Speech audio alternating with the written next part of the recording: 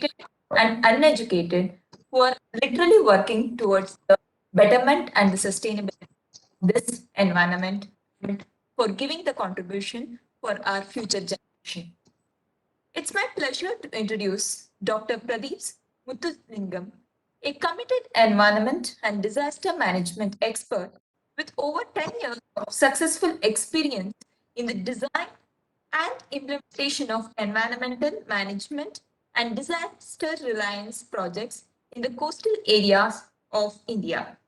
In the area of disaster management, institutional development, climate change adoption and mitigation, flood management, nature-based and eco-based DRR and sustainable development as designed and coordinated participating planning process as a part of program designed for climate resilience training in the flood affected coastal areas of Tamil Nadu, which includes stakeholders-led risk management framework. Strengthened includes environmental management planning, auditing, program management, and research analysis. He is motivated to learn, gel, and grow with team and excel in nature conversation. To mention about history and the qualification, he is currently serving as a manager of solutions.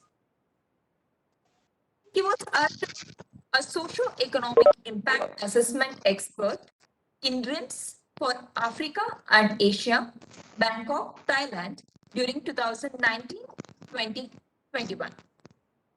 Environment consultant in Tamil Nadu State Disaster Management Authority, Chennai, Tamil Nadu during 2018-19.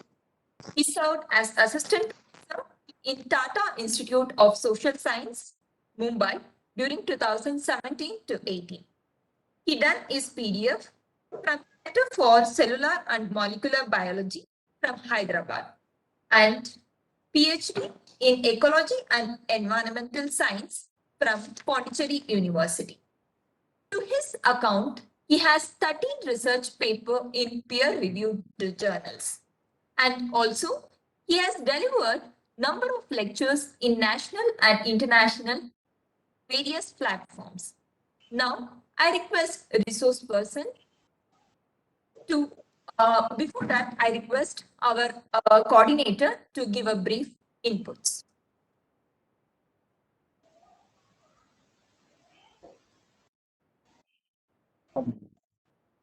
Very good morning to one and all joined in this virtual celebration of World Environment Day. It's a wanted to, before introducing the guest, I wanted to give some brief information about why do we celebrate this World Environment Day? What is the necessity for from Commerce Department, from STRIDE program to take this initiative? Dear participants, we are running me as a coordinator, running a program called Scheme for Transdisciplinary Research for India's Developing Economy, which has sanctioned a project on mitigating climate change under my coordinatorship for Central East of Tamil Nadu for 3 years, and almost 1 year is over. We have taken several initiatives to create awareness, research capacity, and human resource development in the area of climate change and environment for that matter. A lot of activities have been carried out, and we still have a long way to create this awareness building initiative from our STRIDE program. That is the reason for basic reason for celebrating this World Environment Day. But however, beyond the reason for basic reason for association with the STRIDE, there is a responsibility for each and every one of us to take part in this World Environment Day initiative, because this initiative, this program is almost simultaneously been happening in 143 countries throughout the earth, throughout the world, and since 1974. On a particular theme, this day is being celebrated at the initiative of the United Nations at different cities around the world. And in India, we are celebrated in 2011 under the theme for forest nature at our service. And in 2018, again, we celebrated in India under the theme Beat Plastic Pollution. Okay, and this year it is happening in Pakistan with the theme Ecosystem Restoration. So it happens every day. But the basic reason for celebrating this world over is to create awareness on the environmental degradation and particularly to protect the environment, protect the environment. So, to add value to the United Nations initiative, to add value to the Government of India's initiative, and in our own, for our own cause, for our own neighborhood, for our own state, we also take part, or we also decided to go for this World Environment Day celebration by inviting one of the, eminent personality who has worked a lot, have a rich experience in environment and disaster management in India, particularly in South. A person which was having, gained enough visibility in the area of environmental management. Dr. Pradheeps Muthulingam. Just now I was going through his resume. As it happened with many other resource persons in our earlier program, uh, incidentally, he is also an alumni of Pondicherry University, okay, which is also my alma mater and my parent institution for that matter. I'm so happy to have him today as the resource person. Other things, as explained introduced by Gagana, and there'll be a formal welcome by Dr. Palashanmugam, School of Department of Law, School of Legal Education, Central District of Tamil Nadu. In my behalf also, I welcome you, Dr. Pradheeps. Thank you, sir. Thank you for giving me a brief introduction. It is very happy to meet you and all the students of Central University of Tamil Nadu. It's always a privilege to. Can you hear me, sir? Just a second. Yeah. Just a second. I'll invite Dr. Balashakman to formally welcome you. Dr. Balashakman, are you available? Dr. Balashakman? Okay. And now Yes, sir. Yes, sir. Dr. Balashakman, faculty from Department of Law, School of Legal Studies, to give a formal welcome address for this World Environment Day event.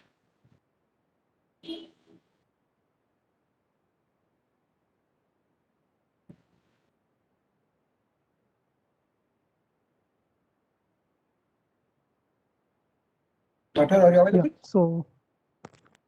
So thank you very much for the opportunity, sir. Am I audible? Yeah.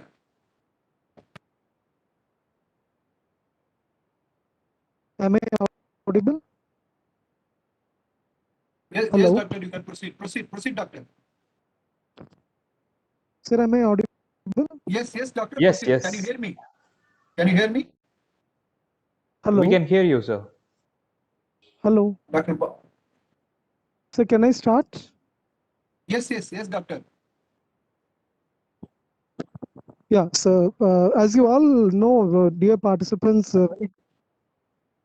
yes, sir. Yes. Pleasure. So, good morning to all. So, thanks, Professor Dr. Velmurugan, for this opportunity for giving me to deliver the welcome address. So, fast is just to give me of essential method and climate change mitigation. Unless the impacts of this climate change are addressed and arrested, no economic development will hold any value, as India is the fifth vulnerable country to climate change. So the need and criticality of climate change cannot be overemphasized. And moreover, if you take stats, very recently, the researchers of Columbia University and London School of Economics, they have identified nearly 1,600 cases of climate litigation that has been brought between 1986 to mid 2020. So out of the 1,200 cases has been reported in US, 374 cases has been reported in 36 other countries. And particularly, if you take this Asia, there are 16 cases reported. So more than half of these cases were brought between this 2015 to 2019. So being World Environment Day today, so it's very important to consider the climate litigation. Moreover, this flood resilience system. So I welcome Dr. Pradheeps Muthulingam for providing a very good address on these issues. So, no, is BM. He's a convinced and manager with 10 successful additional management and disaster resilience projects in the coastal areas of India, in the areas of disaster management, institutional development, climate change adaptation and mitigation, flood management, nature-based solutions, and sustainable development. So it's my great honor and pleasure to welcome Dr. Pradheeps Muthulingam, who has obtained his PhD from Pondicherry. He conducted a study on this biocultural heritage and for conservation sustainability in the tribal landscapes of Wayanad region. So he has a good number of publications in international and national journals.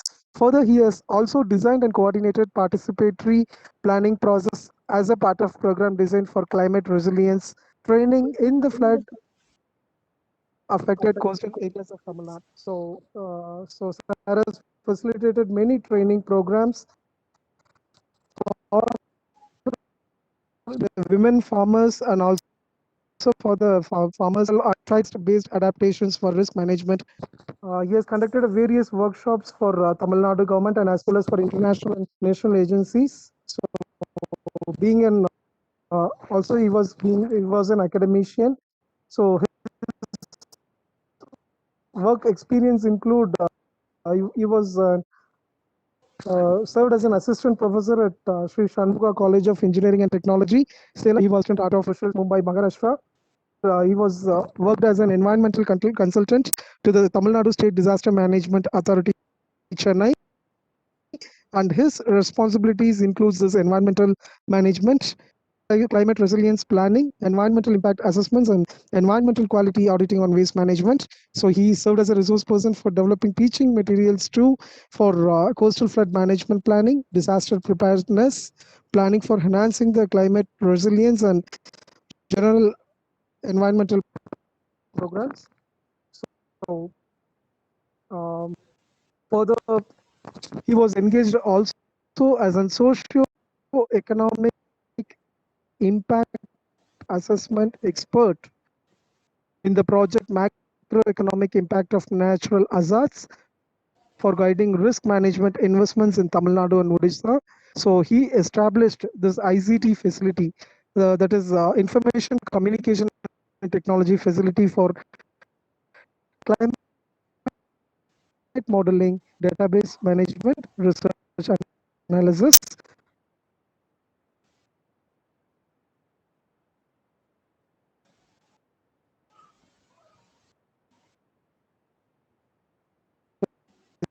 So he organized many events and capacity building training for government officials of the government department and also for the local communities. So at present, he serves as a manager in Pragya Solutions. He has a good holding responsibilities as a team lead for international projects in Kenya, Bangladesh, and Nepal dealing with biodiversity conservation, livelihood development, and water sanitation and hygiene services. Coordinates with as well as location and all disaster management authorities, project management system. He liaises regularly with parent organizations, local administration, and sees the implementation of and monitor. So, moreover, Sanal deliver lecture programs by national agency. So, thank you for showing us with your presence. So, on behalf of the organizing team and on behalf of CUTN, I once again welcome you to the program, sir. Thank you.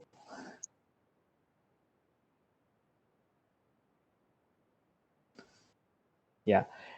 Before going into that, I wish you all happy World Environment Day. It is a day which I always remembers that we are not all these designations or whatever that we have achieved so far in our life. It is beyond that. We are just minuscules in front of the Mother Nature and Earth, and I subdue myself to nature and environment, and that's why I wanted to contribute my capacity towards conservation of biodiversity and nature. With that, without any much ado, I will start my presentation.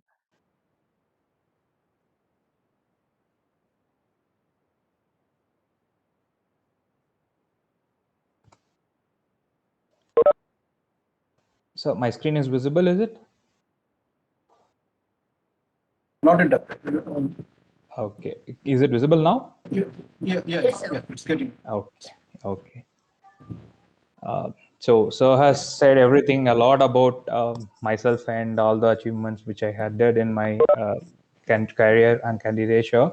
And actually, I wanted to speak about this world environment and the theme on ecosystem and restoration. But then, like the entire topic has changed, given was climate change and flood resilience, which will have more connectivity towards the project, the Stride, which is launched by School of Commerce in Central Yes, University of yes. Tamil Nadu.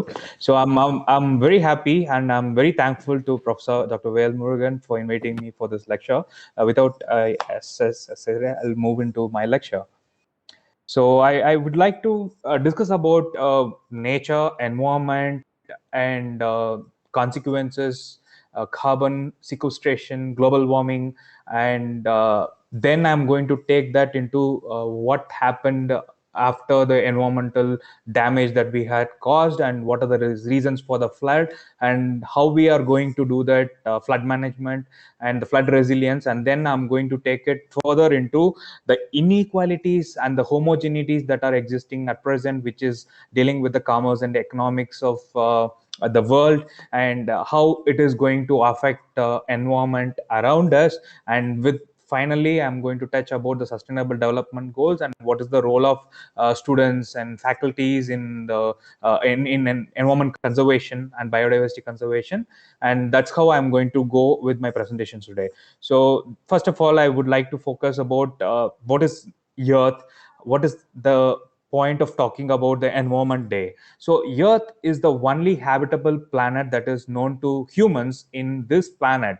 So we are living this Earth because it has that life support system which we call or which is comprised of atmosphere, biosphere. So in the image you can see the length of the biosphere, that is just mere 20 kilometers from the land surface. So this biosphere has that speciality and that importance which provides everything that we need. Because of that, it is called as the life support system. So it encompasses the ecosystem, ecology, and biodiversity. Hello? Proceed, Yes, sir. proceed, doctor. Proceed, doctor. Okay. So ecosystem, what is ecosystem?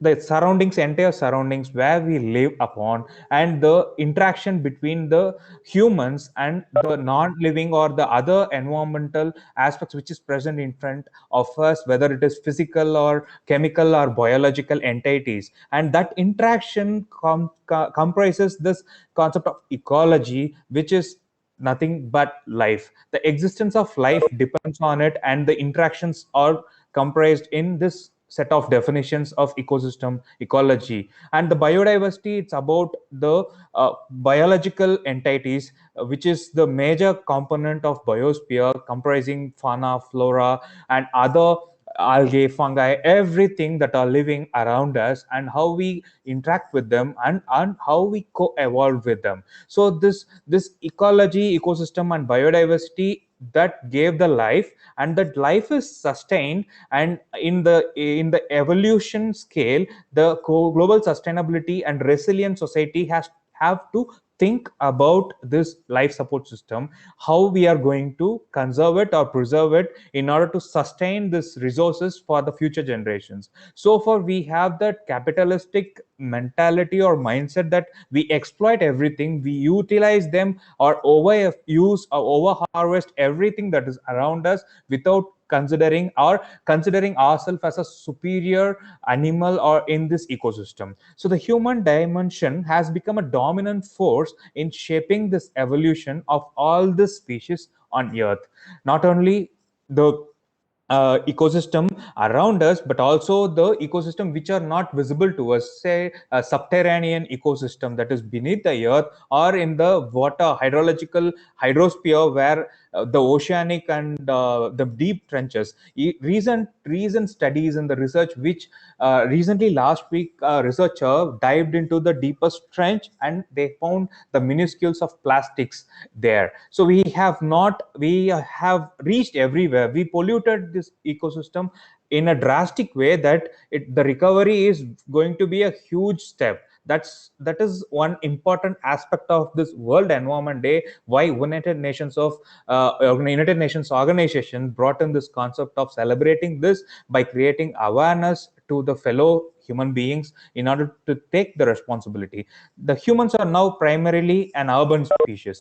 Urbanization is predominant, with about 55% of the population living in the urban areas. We are not balancing this environment, but we are over harvesting it.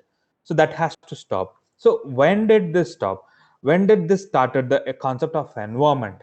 And what is the current scenario? So there are whistleblowers for every aspect of activity that happened in this past 100 years. So it was Rachel Carson or any other researcher who studied the aspect of physical and biological or chemical exorbitance that humans had caused, and what it had occurred and reoccurred and re-emerging throughout the life that is going on every year, every time, every second. So it was Dr. Keeling. In the right side of the presentation, you can see there is a curve that gives you the amount of carbon dioxide concentration which is observed in Mauna Loa Observatory in Hawaii. So it was in the year 1958. The Professor Dr. Keeling has observed the carbon emissions. So you can see in the first graph on the top, in the pre-industrial era, that is in the 1750s, the carbon concentration, it is mere 250 parts per million. But what happened after the industrial era opened a new dimension, that industrialistic and capitalistic various administration, various countries, and they come into the highest point of civilization, where we wanted to push ourselves beyond our limits to explore the new opportunities in order to get the economic development. And that had induced the mushrooming industries in the late 1850s, and the beginning of 1950s saw the total industrialization across the globe.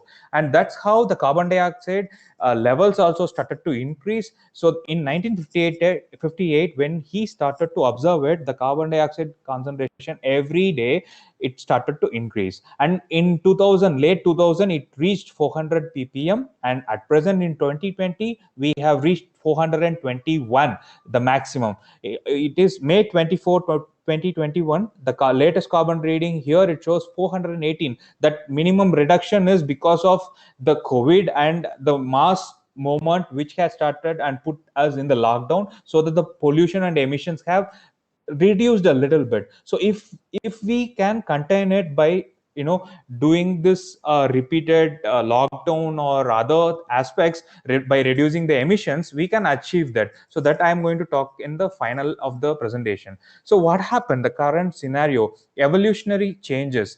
We made a drastic development in everything, scientific technologies, discoveries, through artificial selection and controlled reproduction of crops, livestock, trees, microbes. Varying levels of harvest pressure, selection, and chemicals, pollutions altered the life history of entire species on the earth. And it sculpted new habitat. Urbanizations split up, commercialization, growing up of monocropping changes the entire landscapes. So it creates new habitat that blanket the planet. Humans, directly or indirectly, we changing that. So it determines our intention, determines the constitution of species, whether to succeed or fail. Urbanization. By the mid-century, the research says 7 out of 10 people are expected to live in the cities and towns. It leads to more consumption and power relations, inequalities, behaviors. Choice of urban dwellers will shape the entire landscape in a different manner. And it also not only stop with the landscape, but also seascapes and the diversity around the world. The consequences of this evolutionary changes and the consequences of urbanization is human induced global warming, which alters the capacity of this natural environment.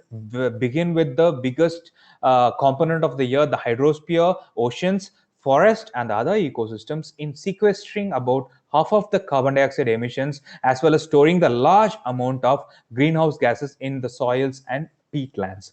So the soils are sequestering the carbon that are emitted, and also the which enters naturally, and the increased carbon dioxide concentration leads to the greenhouse effect, which retains the carbon dioxide and also the temperature or the sunlight not going beyond that layer, so that it get trapped into the environment, making the whole environment a burning room.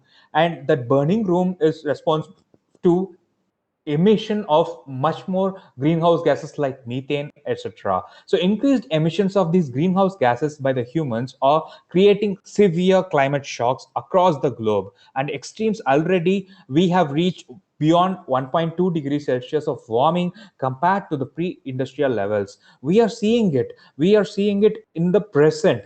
When all of us are as a child or growing in a young age, in the past 10 years there is a drastic differences. We are hearing about frequent heat waves, frequent cyclonic storms. Within this 1 month we saw one cyclonic storm in the Arabian Sea and one in the Bay of Bengal within a span of 10 days. Where it is leading us, maybe it is because of the El Nino or La Nina effect, but then global warming and climate change also playing their big part in that. So the human homogenization and simplification of landscapes and seascapes has major contribution in it.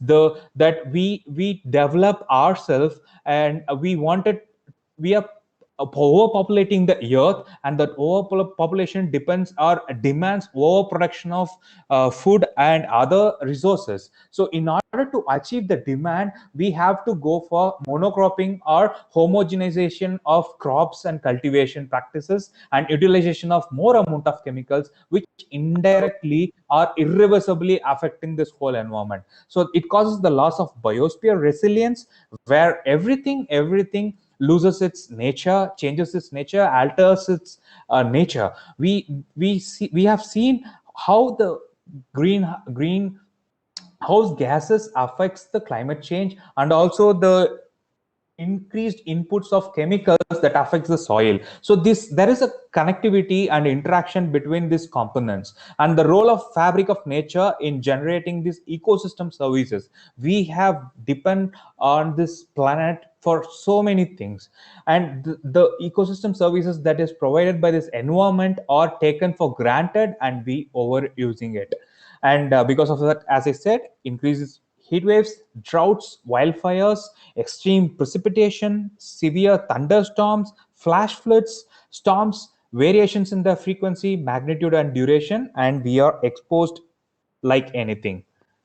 The intensity also increasing. So the climate change, why we call it as a climate change? Because it causes this extreme weather conditions and geopolitical events. It is related everywhere and interconnected. The dynamics of this food system, as I said, homogeneity and homogenization of crops, can spill over multiple sectors and create synchronous challenges among geographically disconnected areas, and rapidly move across countries and regions. So the international development also comes into foray, where everything is related. In the 21st century, people and planet are truly interwoven and co-evolve, shaping these preconditions for civilization. This climate change is beyond our expectations. The 10 years before, we thought that the temperature is going to rise maybe in 2040 or 2050 or 2100. No, we are not there. We are not yet reached 2030, but the temperatures are rising, the sea levels are rising tremendously, the oceans and the glaciers are melting in a large, and our future on earth as a part of biosphere is at stake. This new reality has major implications for the human well-being in the face of climate change and the loss of biodiversity and the interplay, as elaborated in the next session. So here, so in this map, if you look at it, it's the global map. We have North Pole, South Pole, Eastern Hemisphere, Southern Hemisphere, everything here, and the points which denoted here are called as tipping elements.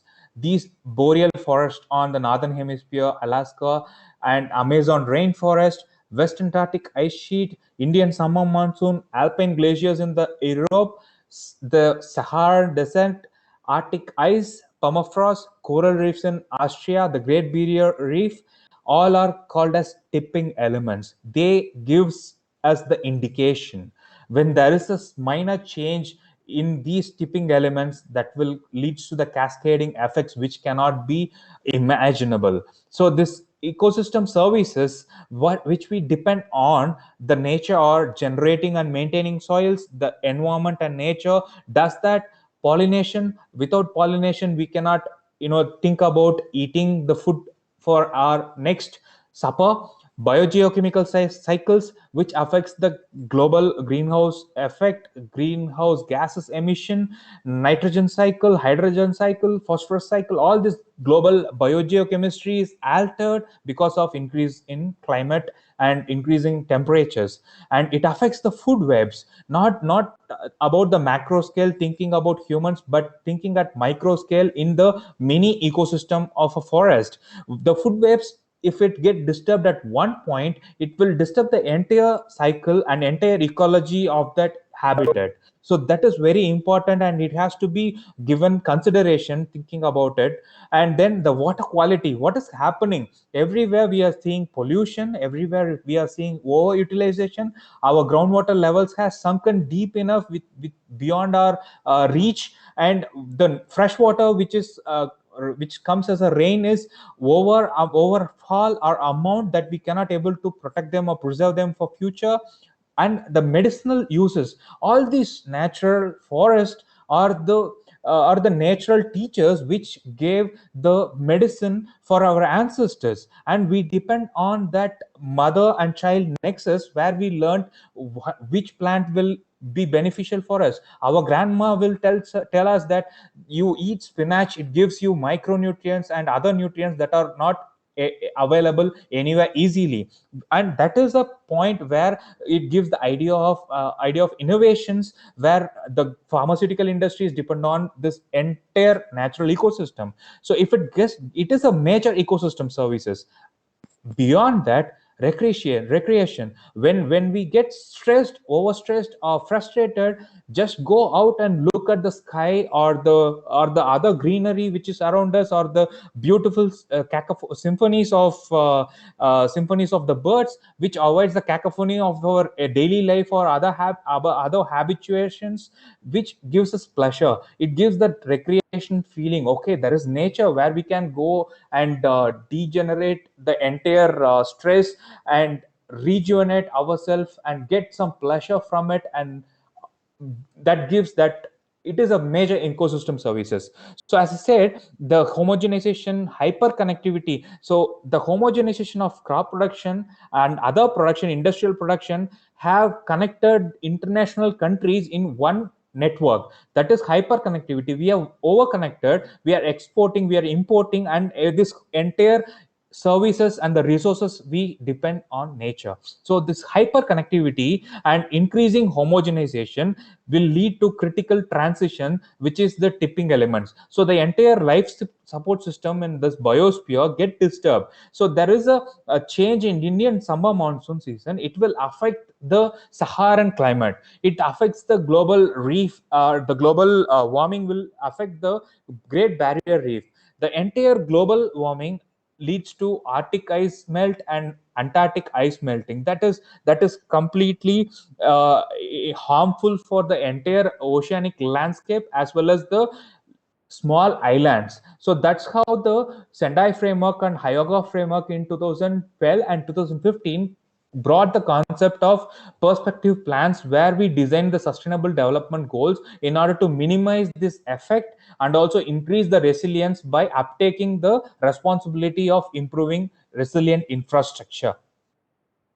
So here, this is a planetary boundary and safe operating space for humanity. It's a map which is adapted from Stefan. He is a researcher who concentrates research on this co-evolution of environment and industrial exploitation. So here you can see the zones in the form of boundaries. There is a outer boundary, inner boundary, and we call the safe operating space and zone of uncertainty and beyond zone of uncertainty. Why it is called that? Because here there are three colors: the green zone, yellow zone, and red zone. Green zone represents safe operating space, yellow zone represents zone of uncertainty, and red zone represents high risk zone. So here you can see there are four planetary boundary here, four planetary boundary that are already transgressed these boundaries. So which are the four? Biogeochemical cycle. Our biogeochemical cycle is completely altered because of greenhouse gas emission and overutilization of chemicals and fertilizers. Then the land system change. Land use and landscapes are entirely modified due to urbanization, overexploitation, and deforestation. Then genetic diversity, as I said, homogeneity and hyperconnectivity overproduction leads to change or altering the entire genetic diversity, because we have to support the increasing population. And then the fourth is climate change. These four important planetary boundaries have transgressed this safe operating space. So that means we are not so near to cross the other boundaries, like novel entities which are not identified, stratospheric ozone depletion. Once we lost it, but we have not yet reached that boundary level. And atmospheric aerosol loading, since we are over emitting, the emissions of air pollutants are higher, it affects the entire atmospheric gas and the other elements present there, which supports our life support system. And the ocean acidification and overuse of fresh water. So we can see the planetary boundaries because it enhances the biosphere resilience and stabilizes the earth system and biosphere. So it is very important here, because it is 2021 and the predictions are showing that we are going to face a lot of environmental changes in the form of disasters in the future. So we have to think on how to reduce this climate change effect, how to reduce this genetic diversity, where we have to stop, or whether we have to go towards it again, implementing new developments and scientific innovations in the crop diversity and also monocropping planning, etc. So we have to think about it. We are at high risk because of biogeochemistry change and global warming and changes in genetic diversity. So after seeing this climate change and how it is affecting the entire environment, entire economy of countries, floods. Why floods are important? Because floods are considered as the most expensive natural disasters. Whatever we achieved, whatever we planned, whatever we developed, have just taken away in just a matter of days. If it is with floods, we have witnessed this recently in the Kerala state of India, where the floods has changed the entire morphology of Kerala, the country, Kerala, the state, and the economy, and how it has affected communities. So here on the right side, the flood map, which are the places. So the IPCC, Intergovernment Panel on Climate Change, states with high confidence the damages incurred by the water-related risks such as floods continue to increase due to changing in the hydrometeorological conditions. And it is coinciding with the cities. The cities are dependent on the upstream watersheds for storage and gradual release of water into river systems. And when the heavy rainfall or the sudden flash flood that happens, it affects the entire urbanized areas, which is plotted in the map on the right side. You can see every places have different ecosystem and their different planning or developmental strategies. So how you can imagine how it affects. Take for example, in Orissa, Bhubaneswar, there is no sewage treatment plant, and there is abundant low-lying areas which gets easily waterlogged even for a small rain, just for a matter of half an hour or 1 hour. In the same case, when we think about the New Delhi, the stormwater drains are in a very poor shape and the sewage is flowing into them, and the water bodies are encroached without any restrictions. And take example of Chennai or Puducherry, a small area where illegal construction, encroachments in the open spaces, encroachment in the catchment areas of water bodies, these are unimaginable, and that creates the cities and exposes them for disasters and floods. So until recently, the most flood risk management involved conventional engineering measures.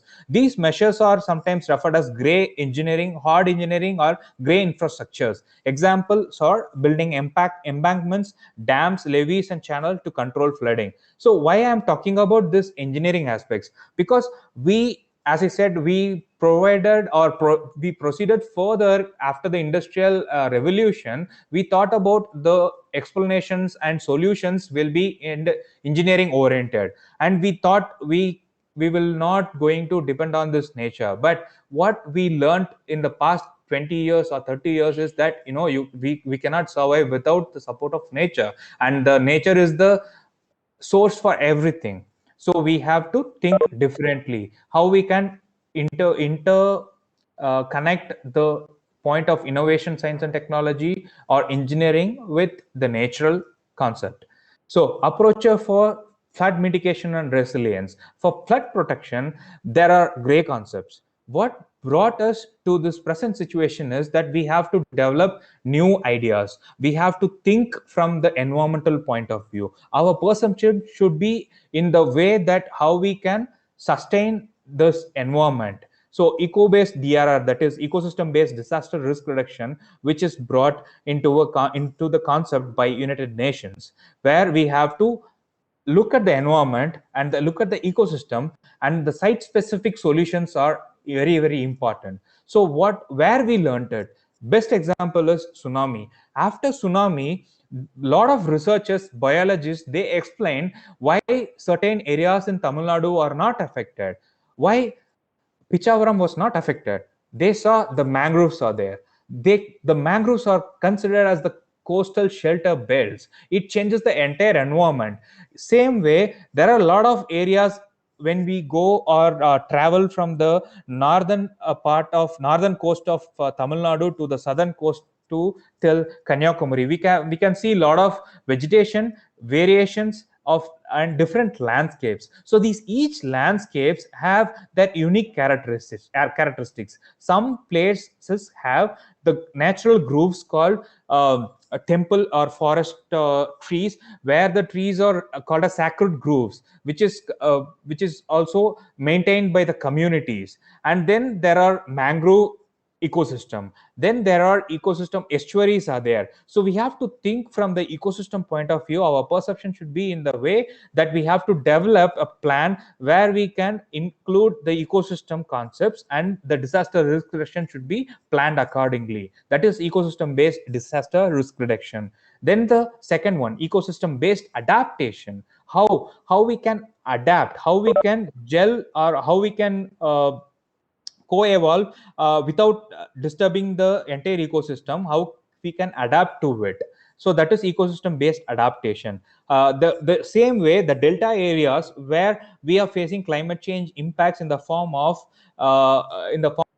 lack of rainfall, or changes in pre-monsoon or post-monsoonal rainfalls. So how we will adapt it? So in order to improve our adaptation, we have to change the cropping pattern, or do we have to change the entire food production or the industries that are around that area? So the ecosystem comes into the main platform, how we have to think from the environment point of view, how we can adapt to it. Then nature based solutions, as I said, it also related with the eco DRR, where it is integrated into eco DRR, because nature based solutions are essential for natural flood management in the urbanized areas as well as low lying areas, and natural water retention measures which can harvest the rainfall and preserve it for future purposes, and also act as a nature based solution for flood management. Then green infrastructure, going for green infrastructure, like planting more amount of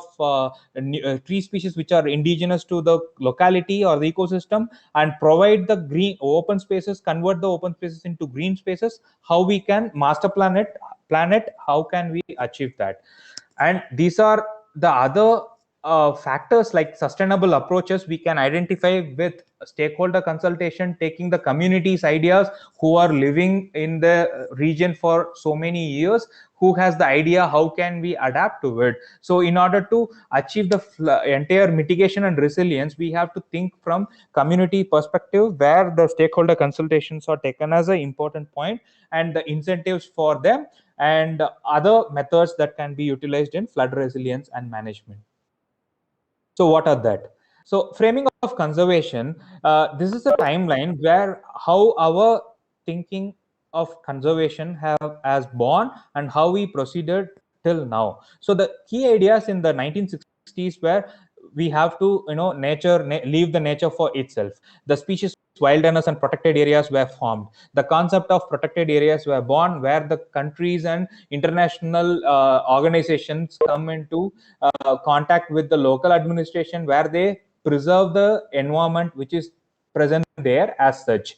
And the science underpinning is the species, conserve the species, habitats, and wildlife ecology. Best example is Project Tiger, which born in the late 1970s, where we have to protect that particular species because it is also a part of the ecosystem, and the number of species is declining, so we have to preserve them from extinction. That is the point of concept in the late 1960s and 70s. Then come in the 80s, the nature despite people, extinction, threats, threatened species, habitat loss. When we started discovering or exploring the nature, we understood that a lot of species are under extinction because there is a tremendous deforestation is happening in the point of developments and also urbanization, and it is a threat for the species. So they have brought the red data book, which is called red list, where the species which are threatened are taken into the record, and how we can preserve it with the concept of species, habitat, and wildlife ecology, and also habitat loss, pollution, over exploitation. So the science underpinning behind that point is population biology and natural resource management. So how we utilize it. The National Environmental Protection Act in the United States has come in 1986, and also our pollution planning, like Air Pollution Act, Water Pollution Act, and everything had come in that 1980s. The government taken the responsibility of producing it, and also the separate environment policy planning had come, where we can where we can involve the stakeholders in order to preserve or reduce the utilization. Then in the late 2000s, after the Millennium Development Goals, the concept of nature for people had born. So the ecosystem services, ecosystem approach, economic values, trade-offs, everything has come from that Millennium Development Goals. The science underpinning is how we understand the ecosystem functions. As I said, the co-evolution was there from the beginning, and understanding that co-evolution at from a micro scale to macro scale gives us the concept of how the functioning is happening in the ecosystem, and also the environmental economics which has to be taken considered. And then at present, people and nature, we have to depend on nature, and the concept of understanding it, we have, it is a interdisciplinary, it is interconnected. We have to think both from humans as well as from the ecological point of view. So we have started thinking about resilience, adaptability with the use of socio-ecological systems. So every time there is some disaster that acts as a lesson for us, we learn from that. Tsunami is the biggest lesson for the Indian government. That's because of that the Disaster Management Act 2005 born, and the Disaster Management Authority came into consideration and brought, and they have put up administrative capabilities and capacities where people and the policymakers can plan this resilience and infrastructure facilities in order to manage the disasters and its impacts. Then the in the late 2010s, in past few years, we have seen best example is the Maulivakkam accident, where the building collapse happened because we encroached the watershed area or the lakes, and the construction happened there, and because of soil stability or land stability, the entire building collapse. It is a lesson where we it to learn how we can adapt to nature, how we should not utilize or encroach the ecosystem and spoil it. So that is how this conservation timeline had come in the 1960s till now, and we are heading towards the sustainable development goals, where we talk about interdisciplinary of social and ecological sciences in that. So here, this is a graph, or I can say a roadmap for rapid decarbonization. So we are facing climate change, we are facing disasters, and how the climate change can be minimized, how this global warming can be minimized. So the carbon dioxide, as I said in the beginning, the major component of global warming, major criteria responsible for global warming, how we can decarbonize it. So here in the graph, you can see anthropogenic carbon emissions are in the up axis, and the anthropogenic carbon removals, where the land use and land use changes can happen, and engineering carbon dioxide sinks are there, and the biosphere carbon sinks are also presented here. So what does this shows? So on one hand, in the next 100 years, the carbon emissions from humans is going to increase, but it is going to decrease if we follow the biosphere carbon sinks and the human carbon sinks. If we reduce the if you reduce the land use and land use change, if we reduce the amount of fossil fuels and industrial exploitation, like adapting to non-conventional energy sources, adapting to the industries which can work according to the local available resources, and not overusing it by recycling them, all those concepts, the land carbon sinks can minimize. Land carbon sinks can minimize the amount of carbon that it sequestered, and also the amount of carbon in the oceans will also reduce. In that way, the decarbonization can be fastened up in the next 100 years, so that we can go to the carbon dioxide concentration towards the pre-industrial levels, that is between 250 or 300 parts per million of carbon dioxide emissions annually. So you have to think in that perspective. So how we do that? So we have multi-actor interventions on one hand, and the nexus between scientific development and ecology on one hand, and the leverage points in the middle. So what are the multi-actor interventions? It should be integrative, it should be adaptive, it should be informed to the public, it should be inclusive for everyone, and inclusive governance should be there. Approaches are including the smart policy mixes. So the smart policy mixes will be including the incentives and capacity building. The people who are it is well understood, and it is also clearly visible, the rich getting richer and the poor getting poorer. So what is happening? We have to see who is highly vulnerable. The poor communities are vulnerable, marginalized communities are vulnerable, and they don't have the facilities or any kind of approaches in order to adapt to the situation. So the incentives and capacity buildings is very, very important, and the cross sectoral cooperation is important. The preemptive action, that is pre-planning, pre-disaster investment, pre-disaster policy planning, that should come into concentration and also given importance. Then the decision making at the higher level in the context of resilience and uncertainty. So every year they plan for financial, every year they plan for all their work, and the budgets are formed. So how their decision making, it depends and revolves around that planning. So we have to give consideration about environmental conservation, climate change, and also disaster management in that.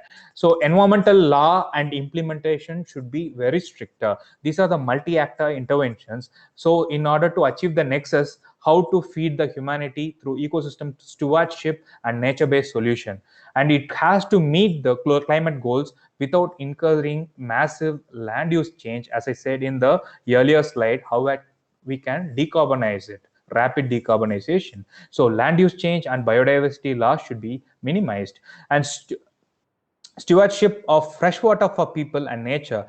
We are not owning any natural resources. It is all common property resources, and that responsibility should be given to the communities, and the community acts as a stewardship for this freshwater to preserve nature and balance it. So the balancing seafood provision with ocean stewardship, as I said, over harvesting, over using, the commercialization of oceanic landscapes had crossed their limits. It affects the coastal minority communities and the coastal marginalized communities, the fishermen. And it also, we have to think about strengthening the nature's resilience to deal with the shocks and extremes, how we can be prepared and how we can act against it when the situation comes, and resourcing growing cities through stewardship of nature contribution. So here, this last point is very important, how the sustainable development goals work, because urbanization is happening and it is in a increasing trend. So the growing cities should have the community stewardship concept to nature contribution, and also having the nature around them in order to avoid any kind of disasters in that area. The leverage points are embrace diverse visions of good life, reduce total consumption and waste, increase the reusing capacity, unleash values and action, reduce inequalities, practice justice and inclusion in the stewardship, promote education and knowledge generation and sharing. As I said, to achieve both multi-actor interventions and also the nexus, we need these leverage points which has to be given importance. So the sustainable development goals, before in the 2000 it was millennium development goals, and the millennium development goals left one point where we have concentrated only on the environment. But in the sustainable development goals, it is not only environment but people and nature should go hand in hand. So in order to achieve that, the United Nations framed the 17 sustainable development goals, where it concentrated all the environment and people nature. You can see there are 7 goals which directly deals with nature and environment, and the other goals are revolve around the communities, the people. So the sustainable development goals are important in order to preserve the life on land, life below water, and we have to improve the sustainable cities and communities by thinking smart, taking responsibility. So what is the role of teacher and higher education in supporting these SDGs? UNESCO stated power to empower the people to change the way they think and work towards a sustainable future. Who? Teachers. Teachers have the power to empower the people, the young minds, to change the way we think and work towards a sustainable future.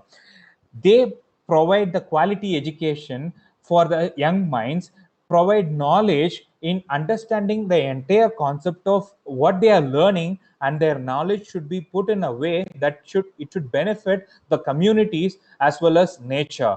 And the sustainable development goals will be achieved by reorienting this educational style of teachers and practicing at all levels to help the people think and behave in ways that they are far more responsible to foster a more sustainable planet. Example are global citizenship. We are global citizens. We are a global village. Recycling, reusing concept, inculcating the ideas of climate change, biodiversity, renewable energy concepts, and the social responsibility. It is very important that teachers should have to take up these responsibilities and reorient their education style. And the students also have to think from global citizenship point of view and their responsibility towards the society as well as environment. The sustainable development goal number 4, it is called as quality education. It is designed in the way that it should be inclusive, a process of addressing and responding to the diversity of all children, youth and adults through increasing participation beyond the barriers of communities, caste and creed, in learning, culture, communities, and reducing and eliminating exclusion within and from education. So the roadmap for localizing the sustainable goals are by awareness raising, knowledge creation, advocacy, fighting for it, implementation, and monitoring. Continuous monitoring is very, very essential. And who are all there? Local and regional governments, administration, they have to build a national consensus. It should be a national policy, decentralization, multi-layeral dialogue for advocacy, cooperative governance. And it will give the results in the form we have to involve the local resources for the data collection and monitoring. We have to take the community and stakeholder consultation, and we have to link it with the sustainable development goal number 11, that is sustainable cities for the new urban agenda.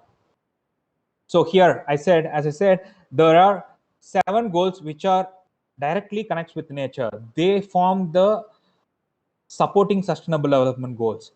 We people depend on that. underlying sustainable development goals. And the priority sustainable development goals are affordable and clean energy, clean water and sanitation, because that is very important. And the global partnerships and collaborations across the public and private sectors and civil society, because when the goals are interrelated, the 17 goals have to be achieved within 2030, and the sustainable development goal number 2 will be starts from 2040. So the importance of communities and nature is very important. That is why it is says the necessity, the sustainable development goals for a better society. How it is, this one picture will explain everything in a easiest way. Biosphere, inequality and society. As I from the beginning, I'm talking about homogenization, hyperconnectivity, inequality.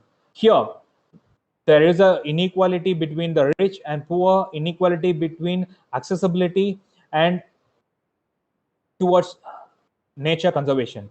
Who is exploiting? If you take the global point of view, there are 10 countries, or in each country the 10 people who are living there, who controls the entire natural resources available to them, and they exploit it, and they are responsible for polluting the environment. And the other people who are beneath them, they suffer for their actions. So who is responsible? The international, the entire global warming has also the same concept. The developed countries are highly responsible for pollution, and highly responsible for emission of carbon dioxide, and highly responsible for the climate change. And the underdeveloped and developing countries are suffering for it. There is the inequality, and the society is there entangled between that. And the biosphere is also entangled in that, because bigger impacts on the global environmental changes, environmental shocks, as I said, in the tipping points, all those natural ecosystems are getting affected because of these actions. So there is a scale where the responsibility should be taken up. So in order to achieve that, the social system and ecological system should be go together. That's how the co-developing socio-ecological system concept brought through sustainable development goals. So the developed countries has to support or invest their funds to reduce the climate change, reduce the global warming, if in order to balance the inequality for the underdeveloped and developed countries. So that equitable sustainability should be achieved by 2045, when the sustainable goals 2 will be projected. That's how it has to go, people and nature. So with this, I am going to conclude my presentation. I have spoke about the importance of environment, importance of the tipping elements which are there, and where we have crossed the safe boundaries of nature, and how the biosphere is affected, and how the floods are happening and affecting because of urbanization is increasing. And I touched most of the economical aspects of it, why we are doing that and why we have to do it. So we have to remember that we have to take responsibility, that we are global citizen. We have to protect it. What we save will save us. So thank you for your patience, and I welcome any questions from the audience.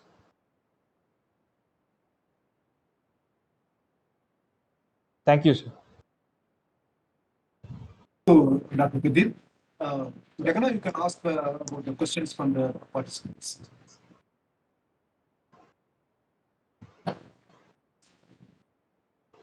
Participants, forum is open for the Q&A session. I request anyone having queries, they can raise the questions to the resource person.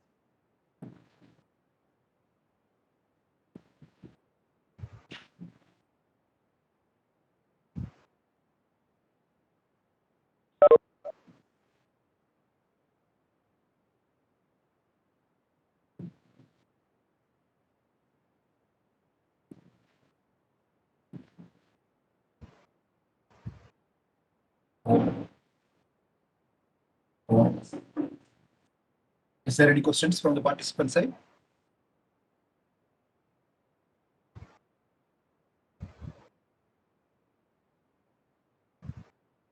Gagana, is there any questions in the chat box?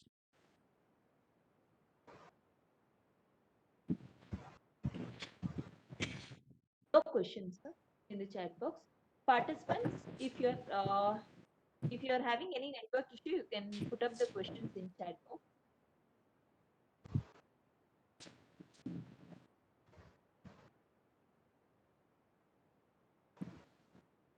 I hope I touched the commerce and economics also in my presentation, sir. Yeah. You guys see that, and you were like say mentioning about a lot of points about the regional threat to our region particularly.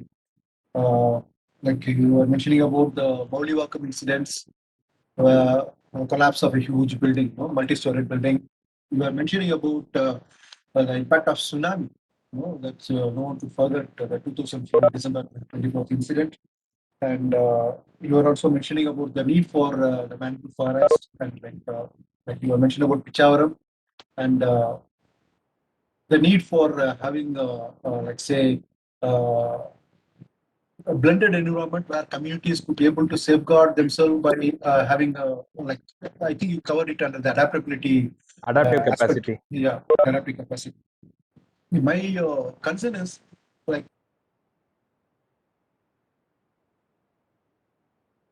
to have such a same set of vegetation throughout the coastal line of Tamil Nadu. Is there a possibility is there or No, sir.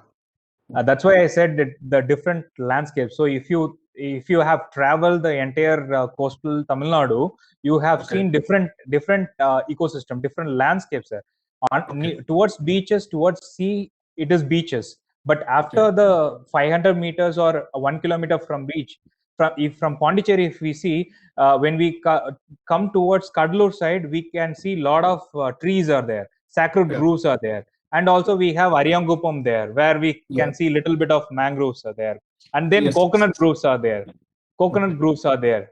So in the same way, if from Kadalur, if we come to till Nagapattinam, the Pichavaram mangroves are there, yeah, and the sacred groves are there, and Palmyra plantations, cashew plantations in Bandruti area okay, and all. And okay, then okay, when we come to Delta, it is open. We have the coconut groves alone, and then the mm. rice fields, almost like Yes, thousand very close acres to of this. rice fields in the delta. When we Okay, cross Tanjavur, Pudukkottai, and when we go to Tirunelveli, we can see mangroves again, small Ishwaris again, where the rivulets enter the ocean, Indian Ocean. Then in Rameshwaram, it is completely island, completely dry, which is scrub thickets, which is totally a desert kind of a feel. But then there is a sea also. So the different landscapes are there, and it is why I said nature-based solution, that is ecosystem-based adaptation is required. So it was in the Gaja cyclone in 2018. We came up with the idea, like we have to think from the ecosystem point of view. We have to think from the systematic approach.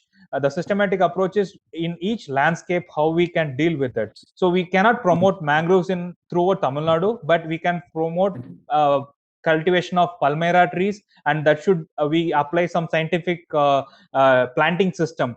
So we have, as an agricultural graduate, we have seen different cultivation system in the plantations. So in order to okay, avoid the windward protection or the leeward protection, so we plant the trees in a similar way, so it can have the funneling effect where the breeze can go through in it, not okay, break the tree. So we okay, applied that concept into disaster management in ecosystem based disaster reduction. So why don't we think about planting palmyra trees in a way, it can stop the cyclonic storm, but not the impact of it. I mean, it stop the impact of it, but not the speed.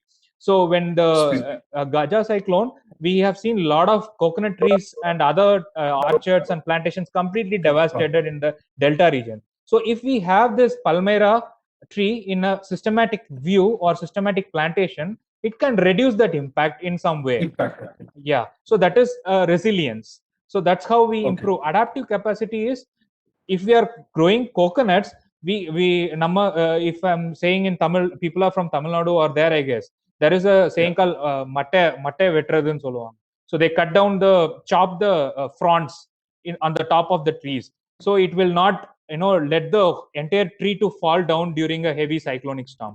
So it can stand there.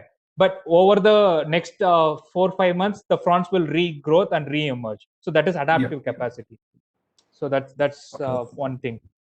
Okay, is that I mean, since you were mentioning about this guy, Geja, I was very much there in Tiruvarur. Like we also visited the places, devastated places. We were able to see the extent of devastation caused by the cyclone. I don't know what's happening about as you said, mentioning about the resilience or reconstructing the particular thing. Is it happening? I don't know, but we are So there to provide some relief measures. So we there are non-governmental organizations in the coastal areas. They have prepared the Palmyra seedlings and they went and they did it, but not in a systematic view, as I said.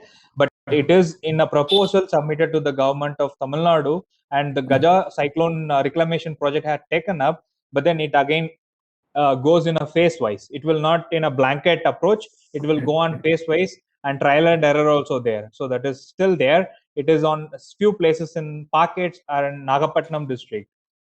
I think in Vedaranyam they had did that. And thing is, the next thing which I wanted to have a discussion with you is about in your by now almost like 20 years you are in the field of as an academician related to environment and disaster management, and you are also as a part of NGO and now working in a company. Like what is and you have also mentioned the developments happening like from 1970s 80s like in a decadal development on environment and climate change. My question is, what is your understanding on the level of awareness that is being created among communities globally, for that matter, and in India? Are we moving towards the right direction, or still we are still like too much of consumerism, too much of like say contribution to environmental degradation? What is actually happening? Are we going for like say the right path? So I would say we are on the right path, but in the era of social media, the information is broken. It has not reached the communities. The entire information or entire concept has not yet reached the communities, not globally. If in case of, for example, in India, if you see the farmers in Tamil Nadu, the coastal Tamil Nadu have better capacity than the farmers in northern Maharashtra or southern Maharashtra. So there is a difference is there. The regional difference is there. So the awareness has not reached entirely to that particular communities or the entire communities in a blanket manner. So the awareness has to be done by government in a better way. The transfer of technology has to happen. The people say that they are aware of climate change, they are aware of disasters, they are aware of cyclonic storms, they are suffering that. Take an example, Tamil Nadu. I met a lot of farmers during my visit after Gaja cyclone. They are telling that this is happening. We understand what is happening, but what is the solution? We don't know what is the solution, how to do it. Every time if there is a forecast, they ask us not to venture into the sea. They ask us to go.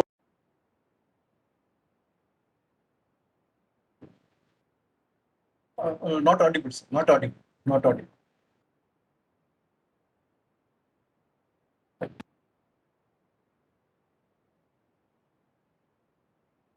Doctor, it is not audible. I cannot hear you. Now it's audible. Now it's audible. Okay. Can you hear me?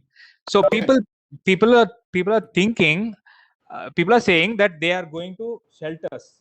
They are going to community shelters during cyclonic storm. It is itself an improvement. It is itself an awareness. 10 years before or during cyclone, during tsunami, we don't have community shelters. People go and stay in schools or any marriage halls. But now people are aware of community shelters is there. Cyclonic shelters are there. There are 140 cyclonic shelters in Tamil Nadu coast alone. So people are aware of it, but not every information is going to them. They don't know about sustainable development goals. They don't know about sustainability because they only think about their life and livelihood. So we have to redefine. That's why I said how the education system comes here. Reorient ourselves. As a teacher, our responsibility is much more, and it is a greater. It empowers the young minds from the schools. So when the next generation gets it from the schools, they are much more aware about the consequences and the happenings. I'm so happy that you use the word empowering the young minds. We as teachers have a responsibility. Maybe not with that idea, but it's a mere coincidence that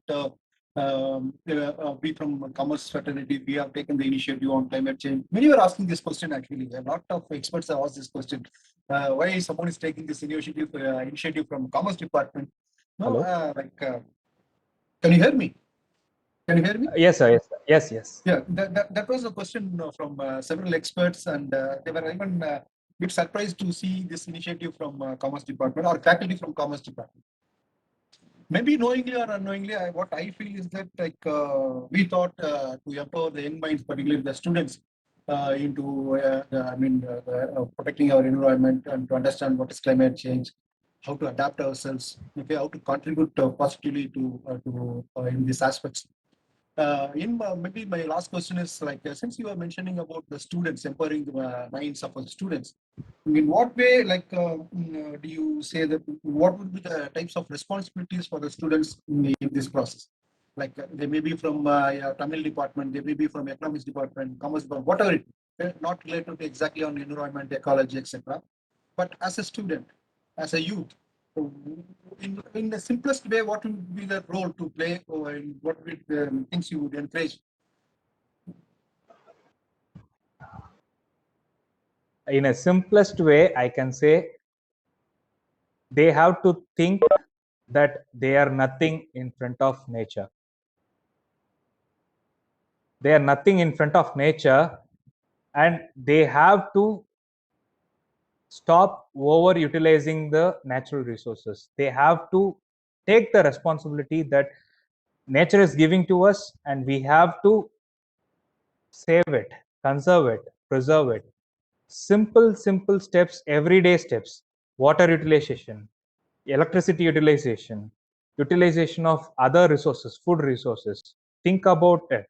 Over exploitation is happening. So think about it. Those things, if they come to their mind, they will take the responsibility automatically. They will get the importance of why we call ourselves, why we have to call ourselves a global citizen. So if that is simplest way, I can say that they have to think they are nothing in front of nature. We are Excellent. nothing in front of nature. Yeah, excellent, doctor. Any Thank other you. questions from the participants? Jagannath? Sir, no, sir. Okay. So, Gaganna, you give a formal vote of thanks, before which I will also express my wholehearted thanks to Dr. Pradheeps Muthulingam. Uh, like, though it is a very, in a short notice, we have invited you to give a talk on this World Environment Day.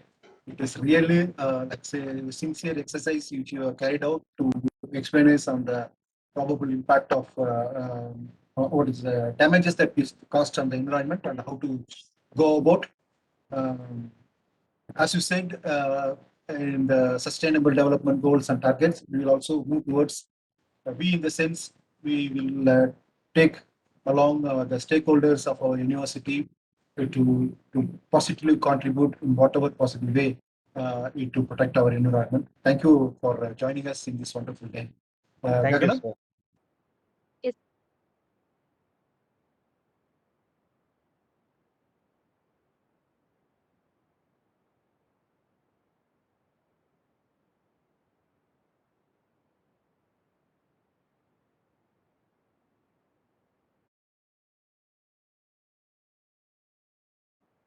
On this important day, I take this opportunity to propose the vote of thanks. It is not possible without the permission from the Central University of Tamil Nadu for organizing such an important and relevant event on this environmental day.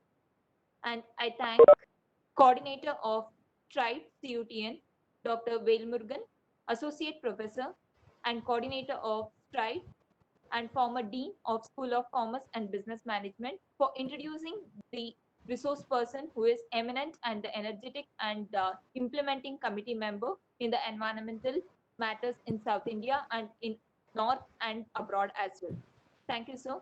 And coming to the resource person was given the presentation in such a way what is the relevance and the significance for mitigating the climate change, as well as how it can be improvising the problems which is being faced by the coastal people and the people, how they can conserve the environment for future generation. Thank you, sir, for giving your valuable words and the information to our participants. Thank you, sir. Followed Thank you. by, I like to thank the assistant professor from Department of Law for introducing the guest to us. And finally, I would also thank the participants for sparing your valuable time on this Environmental Day on empowering yourself. Thanks and thank you all. Thank Thank you. you, Thank Doctor. you, everyone. Doctor, So we will meet as early as possible. We'll meet at Trivandrum or wherever it's possible. definitely, sir. Thank you very much. Keep Thanks, in touch Center with for me. Central University of Keep in Tamil touch Nadu and and Department of Commerce for inviting me. thank you. Thank you.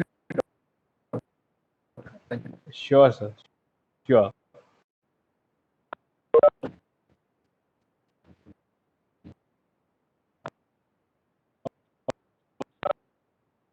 Okay, sir. I will leave there. Thank you.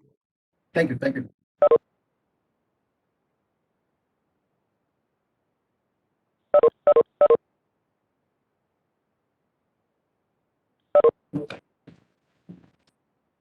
Thank you.